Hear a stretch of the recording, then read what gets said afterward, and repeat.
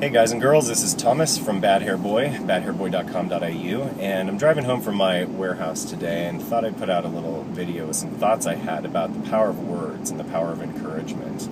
I made a Facebook status earlier this morning about are you going to be a builder or are you going to be a destroyer, and that being based on the types of words that we use over ourselves and over others, because words are very powerful. They can define us, they can build us up or they can tear us down. And it's important to really look at the words you're using, not just with other people, but the words that you're using over yourself.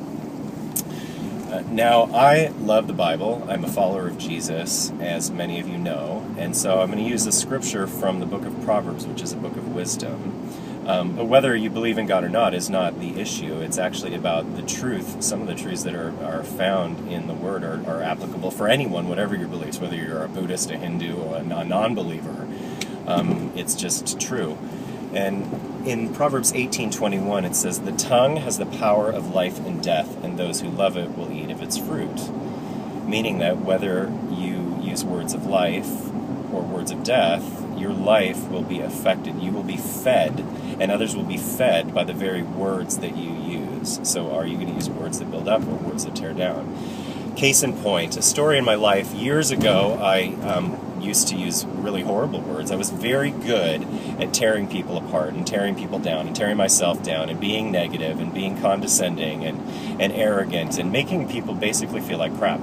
I was kind of an expert at it, and I wasn't happy, and it wasn't good, and people would let me know that, and I found a sense of satisfaction in the fact that I could, tear people apart in just a few words.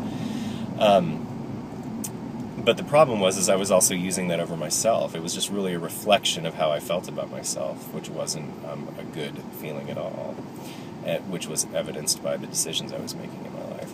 In any case, so one time I was in one of those black holes or a vortex of death talk over myself, saying, oh, you're just a loser, you're never going to make anything of yourself, nobody's ever going to love you, blah, blah, blah, blah, blah,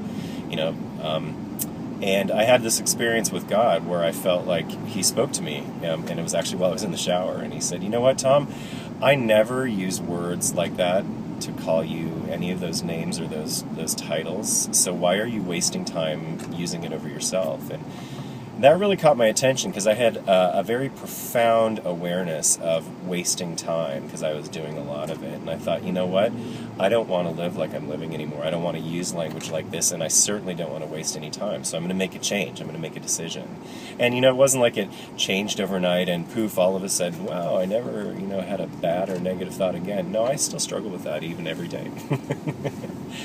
But it was something that I made a choice about in the way that I was going to talk to myself and talk to other people and do it in a way that builds up and doesn't tear people down.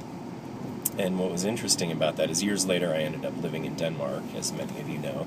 And I was working out at the gym, and I'd made friends with a dude. And we'd been working out for about 6 months, and I didn't really talk about my faith or anything like that, but I did have a real sense that I was supposed to just encourage him and build him up and that kind of thing, just be a good friend, a good mate, for those of you in Australia. And after about 6 months, he said something to me interesting. He said, you know what, I noticed something about you. You're always in a good mood. You're always happy. You're always encouraging. You build me up. You say nice things about me, and it's different, and I want that for my own life. And I kind of laughed, and I said, you know what, if you would have said that to me or any of my friends, 5 years ago, they would have laughed at you because I was not happy. I was not, a positive, uplifting, encouraging person. In fact, I was very much the opposite.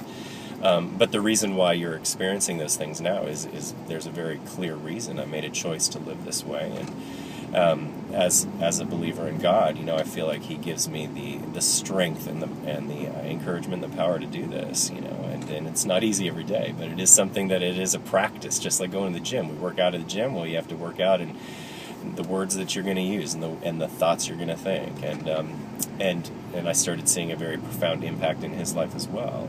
So all of that to say, if any of this resonates with you, I just want to invite you to do the same thing. Make a decision about the words that you want to use, to be an encourager, to be someone who builds people up, to not be a destroyer, not someone who tears someone down. And if you really struggle with cynicism or sarcasm or bitterness or anger, I get it. I've been there and I can still go there. But I can encourage you that it is possible and, in fact, a worthwhile effort to make a change in the way that you talk about yourself and about other people.